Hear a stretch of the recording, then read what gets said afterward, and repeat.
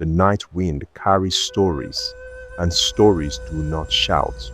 They whisper. There was once a village called Aiyetoro, a village of red earth and strong hands, a village where the morning smelled of firewood and roasted yam, a village where laughter traveled farther than anger. But even in peaceful villages, there are things that sleep quietly. In the center of Aiyetoro stood the shrine of the ancestors. Not grand, not frightening, just old. And inside that shrine rested a calabash. It was wrapped in red cloth, tied with rope, placed upon a carved wooden stool. No one touched it. Not because it was guarded by soldiers, but because it was guarded by wisdom. The elders would say, some things are closed not to hide evil, but to protect peace. And so, for many seasons, the calabash remained unopened until curiosity grew legs. The life of a village at peace. In those days, Aiyetoro was alive with rhythm. At sunrise, farmers walked in groups, hoes resting on their shoulders. Women gathered at the stream, trading stories along with water. Children ran barefoot, chasing goats and dragonflies. The talking drum announced births. The gong called meetings. The flute sang during moonlight dances. And among those children was a boy named Tunde. He was not troublesome. He was observant. His eyes asked questions his mouth had not yet learned to form. When elders gathered beneath a great tree, Tunde would sit at a distance, close enough to hear, far enough not to be chased away. He noticed something. Whenever serious matters were discussed, voices lowered when they mentioned the shrine. And when someone asked about the calabash, the elders would grow quiet. Not angry, just careful. Curiosity is like a seed, my children. If watered with mystery, it grows quickly. One evening, as the sky turned the color of ripe mango, Tunde sat beside his grandfather. The old man's hands were wrinkled like dried leaves, but his eyes were steady. Baba, Tunde asked gently, what is inside the calabash? The old man did not answer immediately. He chewed slowly. He looked at the horizon.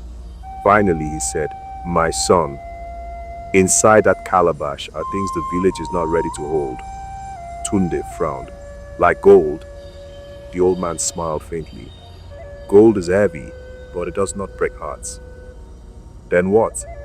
The grandfather leaned closer. Truth. The word hung in the air. Why hide truth? Tunde asked. The old man sighed. Because truth is powerful, and power must be handled with preparation.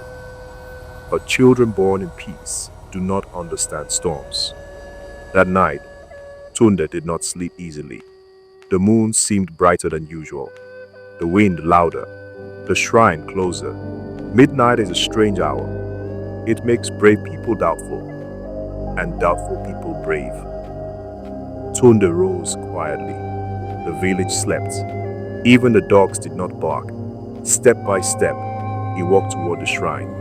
The earth felt colder beneath his feet. The shrine door creaked softly as he entered, and there it was, the calabash, still, wrapped, silent. His hands trembled, not from fear alone, but from anticipation. He untied the rope slowly. He removed the red cloth. He lifted the lid. Nothing exploded. No thunder struck. Inside were folded pieces of parchment. Old, fragile, curious. He picked one. He unfolded it carefully. His eyes moved across the words, and his heart began to race. The first secret. It read, the village head once lied about land boundaries during drought. Tunde blinked. Impossible. The village head was respected. Another parchment. The chief priest kept offerings meant for widows. Another. Two brothers swore false peace after inheritance dispute. Another. A respected elder concealed wrongdoing to protect his name. Tunde's breathing grew uneven. These were not small matters. These were hidden fractures. His hands shook.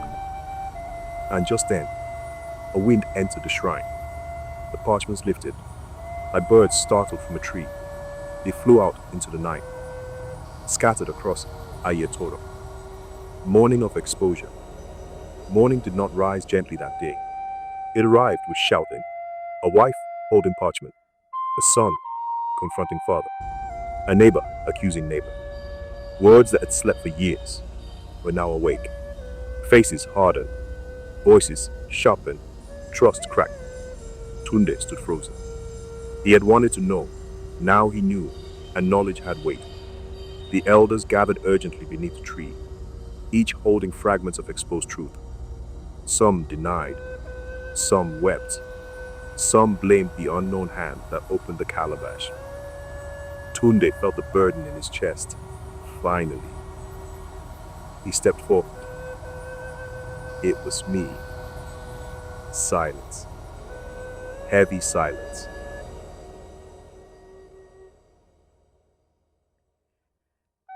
Elder Adekunle rose slowly.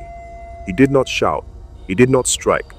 He looked at the boy, then at the village, and he said, "The calabash did not create lies."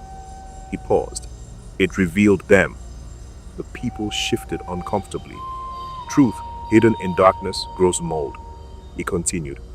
But truth released without preparation burns. He turned to Tunde. You were curious, but curiosity without guidance is a blade without a handle. The boy lowered his head. He expected punishment. The greater mistake is not that the calabash was opened. The greater mistake is that we allowed secrets to live so long. Healing does not happen in a day. It requires courage. The elders declared a season of confession. One by one, leaders stood, admitting wrong, returning land, restoring offerings, apologizing publicly. It was painful. Faces lost pride, but they gained something else. Lightness. Conversations replaced whispers. Forgiveness replaced suspicion. And slowly, the village breathed again. Tunde watched carefully. He learned something important. Truth destroys when forced, but truth heals when owned. Now, my children, listen carefully. A village does not fall because truth exists. It falls because truth is buried too long. And it also falls when truth is released without wisdom. Inside every family, there is a calabash. Inside every heart, there are folded parchments. The question is not whether truth exists. The question is, are you preparing to carry it properly? That was the first storm of Aiyetoro, but it was not the last, because when one weakness is exposed, another waits patiently. And that year, after the season of confession, after peace had returned, a new test approached. This one did not come wrapped in red cloth. It came wrapped in gold.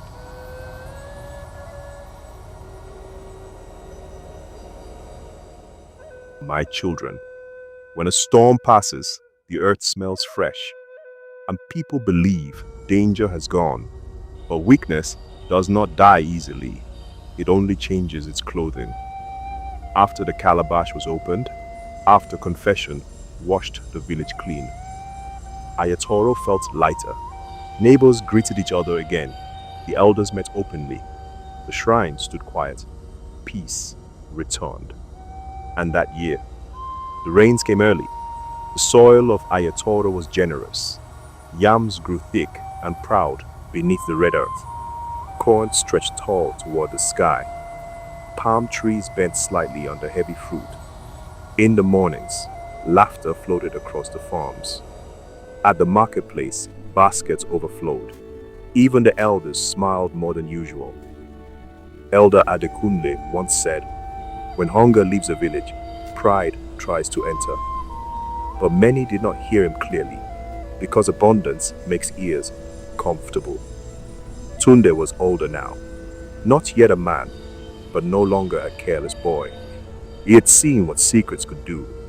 He watched the village carefully. He noticed something. When harvest is large, comparison begins quietly. One farmer counted another's yams. One woman measured another's palm oil. One youth whispered, "Next year I will harvest more than him." The words were soft, but seeds are always soft at first. One afternoon, as dust swirled gently through the marketplace, a stranger entered Aiyetoro. He did not look dangerous. He wore fine but simple robes.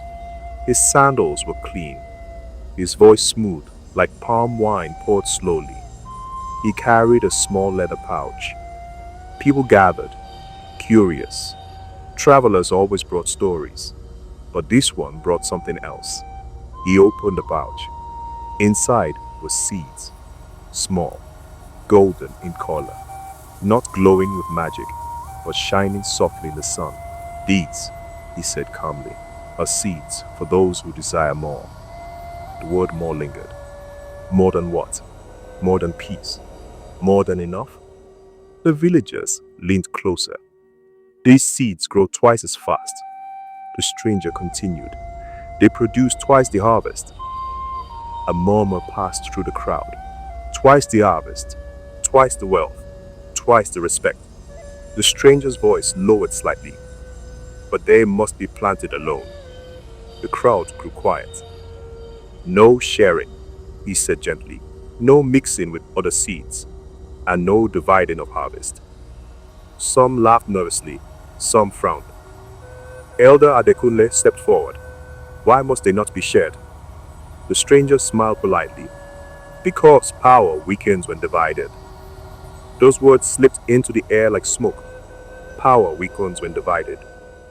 Some nodded slowly. Others looked uncertain. Tunde felt something unsettled in his chest. He remembered another moment, another object, another warning. That evening, homes across Aiyetoro were not peaceful. Elders, this golden seed may bring great harvest. But what if it fails? We must consider the risk. The stories speak of its power, but we need proof. Indeed, let us test it on a small plot first.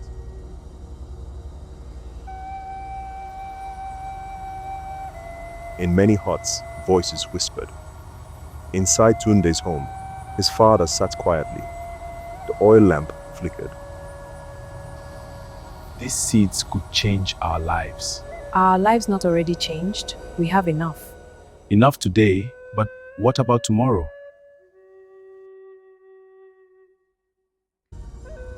Tomorrow. That word has led many into places today could have avoided. Outside, neighbors debated. If we harvest double, we can build larger houses. We can send our children to the city. We will not depend on anyone. Not depend on anyone. That phrase carries pride inside it. Tunde finally spoke softly.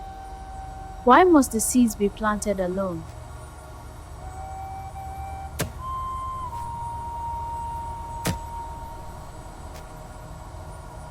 His father paused.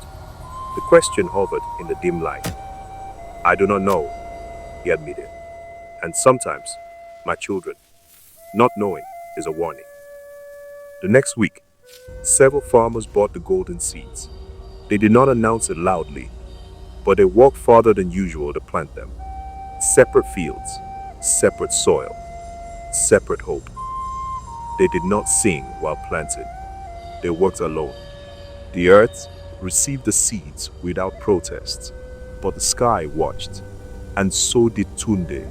He noticed something else. The farmers who planted the seeds began visiting each other quietly. Their conversations grew private, their laughter slightly sharper. Abundance was turning into competition. Weeks passed. Then something strange happened. The golden seed farms began to grow faster, much faster. While other crops rose steadily, these surged upward. Leaves wider, stalks taller, fruit larger. Visitors gathered to look. Whispers spread through the marketplace. Have you seen Adeyemi's field? It is twice the height of mine. Jealousy entered, like a thin line of smoke. Thin, but noticeable. The farmers who had not bought the seeds began to feel something. Regret. Regret can become resentment if not handled carefully. Tunde stood at the edge of one golden field. He ran his hand across a tall leaf. It felt strong, healthy, impressive. But as he looked down, he saw cracks forming in the soil near its base. The surrounding farms began to weaken. At first, it was small, leaves slightly dull, soil slightly dry. But the walls, near the golden fields, began shrinking faster than usual. The earth was thirsty, and the golden crops were drinking deeply, too deeply. Elder Adekunle visited one evening. He knelt. He touched the soil. He said quietly, "When one tree drinks too much, the forest suffers." But by then, excitement had grown louder than caution. Harvest day arrived. The golden seed farmers gathered proudly. The crops towered above the rest. Villagers came to watch, some with admiration, some with envy. The first fruit was cut open. The farmer smiled broadly as the blade entered, but his smile did not last. Inside, there was nothing, dry, hollow, empty. He opened another and another, each one the same, beautiful outside, worthless inside. Silence covered the field. The tall crops swayed slightly in the wind, mocking. The wells were low, the neighboring farms were weak, and the promised abundance was air. Tunde looked around. He did not see anger first, he saw shame. The farmers who planted the seeds could not meet their neighbors' eyes.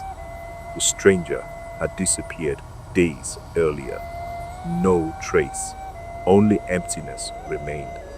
Elder Adekunle spoke softly. Greed does not always look ugly. Sometimes it looks like opportunity. He walked slowly through the tall crops. They grew fast, he said, because they were not meant to last. He turned to the crowd. Anything that feeds only itself eventually consumes itself. The golden crops had drained the soil. The wells needed time to refill. Other farms needed restoration. Food became scarce that season, not because the earth failed, but because choices were made. The farmers who bought the seeds apologized publicly. Some wept. Some blamed themselves. Some blamed the stranger.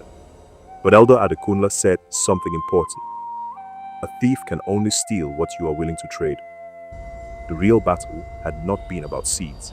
It had been about desire. The elders made a decision. No one would plant alone that season. Seeds were gathered and redistributed evenly. Water was shared carefully. Farmers worked side by side again, not competing, cooperating. It was slower, it was harder, but soil began to heal. And something else healed too. Trust. The soil is perfect this season. We will have a great harvest. Yes, and with everyone helping, we will finish quickly. I am excited to see the new crops grow. Tunde worked beside his father, quietly. Are we poorer now? He asked softly. His father shook his head.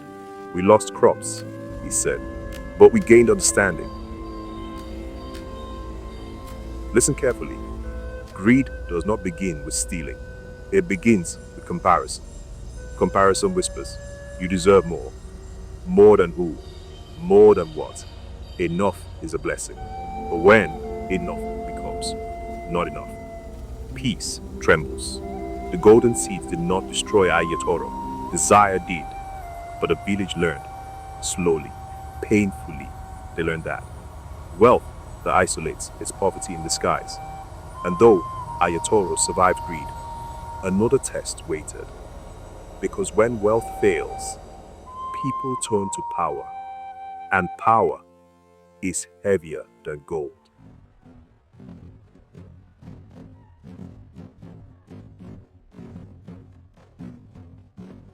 When wealth disappoints, people begin to look upward, upward toward leadership, upward toward authority, upward toward someone to guide them better than they guided themselves. After the season of the golden seeds, Aiyetoro was quieter, not broken, but thoughtful. The soil was healing, the wells were slowly filling again, and the people had learned something about desire. But while the earth was recovering, the throne of Aiyetoro was growing empty. The old chief had grown weak. His beard, once dark and proud, was now white like harmattan dust. His voice trembled. And one morning, before the sun fully rose, he joined the ancestors. The drums spoke for 3 days, slow rhythms of mourning. Women wailed, men stood in solemn circles, children watched history move. After the burial rites were complete, the elders gathered beneath the great tree. Leadership is not chosen lightly in Aiyetoro. It is weighed like gold, measured like yam, tested like palm wine. The old chief's son, Adarimi, had returned from the city years earlier. He was educated, spoke confidently, dressed sharply. He knew modern ideas. He knew government language. He knew ambition. The elders debated long. Finally, they agreed. Adaremi would be crowned. On the day of his coronation, the village was alive again. Drums beat proudly. Women danced in colorful wrappers. Palm wine flowed. The crown of coral beads was placed upon his head. The staff of authority rested in his hand. The people cheered, "Long live the Lion of Aiyetoro!" At first, he bowed humbly. At first, praise is sweet, my children, sweeter than honey, and more dangerous. In the early days, Chief Adaremi walked among the people. He greeted farmers. He sat with elders. He listened to market women. He spoke of progress. He promised growth. The village felt hopeful. But slowly, something began to shift. The praise singers sang louder than the elders spoke. "You are wiser than your father. You are stronger than any chief before you. You will make Aiyetoro greater than all villages." Words like these do not sit quietly, they inflate. The chief began sitting slightly higher on a stool. He shortened beatings. He nodded before others finished speaking. Not rudely, just confidently. And confidence, when unchecked, becomes pride. Elder Adakunle visited the palace courtyard one afternoon. The sun was bright. Guards stood at the entrance, more than usual. "My king," the elder began gently, "the dry season approaches. We must expand the water channels near the eastern farms." Chief Adaremi smiled politely. "I have studied irrigation systems in the city," he replied. "I have new plans." The elder nodded slowly. "Good," he said, "but consult those who know this soil." The chief smiled thinned slightly. "With respect, Baba," he said, "the old ways are not always the best ways." Ah, there it was. Not yet arrogance, but distance. Within months, the chief ordered changes. The palace walls were raised. The courtyard expanded. A higher throne was carved. Taxes increased slightly to support development. "Temporary," he said, "but temporary burdens can feel permanent to farmers." The elders noticed something else. The chief now held private meetings with flatterers more often than open meetings with advisors. Market women began whispering. The palace gates close earlier now. He no longer walks through the farms. Tunde observed carefully. He remembered the calabash. He remembered the golden seeds. Now he saw something familiar. Isolation. One evening, during council, a younger elder spoke cautiously. "My king, some farmers struggle with the new tax." Chief Adaremi leaned back. "If they work harder, they will manage." Silence. Another elder cleared his throat. "The eastern water channels remain unfinished." The chief's voice hardened slightly. I said, I have a plan. There are moments, my children, when a leader stops listening, not because he lacks ears, but because he has begun listening only to himself. Tunde felt a weight in his chest. He had seen pride before, not in a crown, but in golden crops. The rainy season that year behaved strangely. Clouds gathered, but did not release. The air grew heavy. Farmers watched the horizon anxiously. Without proper water channels, the fields were vulnerable. The elders requested urgent audience. Twice, they were told to wait. The third time, they entered firmly. My king, Elder Adekunle said quietly, the sky is unsettled. We must act. The chief's patience thinned. Fear is not strategy, he replied, and sometimes wisdom sounds like fear to pride. The rain came at night, not gentle, not patient. It came with thunder that shook roofs. Lightning split the sky. Water rushed down hills without guidance. The new palace courtyard, built higher than before, redirected water toward the lower homes. Mud houses collapsed, storage barns filled with water. The unfinished eastern channels overflowed violently. People ran through the rain, shouted, children cried, livestock scattered, and in the chaos, the chief rushed outside. The wind tore at his garments. As he moved through the flooded courtyard, his beaded crown slipped. It fell into mud. No one saw it fall. No one ran to lift it because the people were busy saving their families. Morning light revealed damage, broken walls, washed crops, tired faces. The chief walked slowly through the village. For the first time in months, he walked without guards. He saw women digging through mud for salvaged grain. He saw elders sitting quietly in disappointment. He saw children staring at him, not with hatred, but with questions. Near the palace entrance, Elder Adekunle stood.